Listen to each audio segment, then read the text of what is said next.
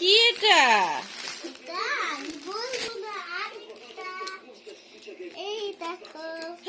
এইটা আবার আরেকটা।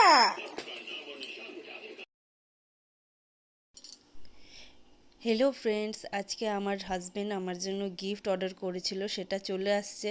শ্বেতা এনে দিছে। এই দেখেন কি আছে এটার মধ্যে, খুলে দেখাচ্ছি। দেখেন, একটু সময় লাগতেছে খুলতে, তো বাকি সুন্দর প্যাকিংটা। তো দেখি কি আছে। ওয়াও, কি সুন্দর শাখা পলার সেট। দেখেন, খুব সুন্দর না? দাঁড়া, খুলে দেখাচ্ছি আপনাদেরকে, দেখে বলবেন কেমন হয়েছে।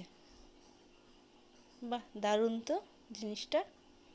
আমি না এরকম ধরনের পছন্দ করি, তো পরি, তাই না আমার হাজব্যান্ড এটা কিনে অর্ডার করছে। কিন্তু ওর পছন্দটা ওর ভালো। দেখছেন কি সুন্দর না? হয়ে যাবে আমার হাতে, দেখলাম।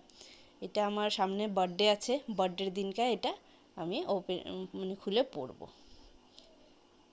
মানে এই শাখাটা না অনেকটা ছোট হয়ে গেছে, এটা খুলতেই চায় না, এই জন্য।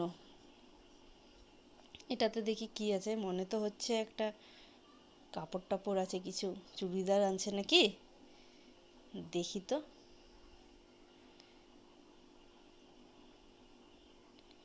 রেড শাড়ি।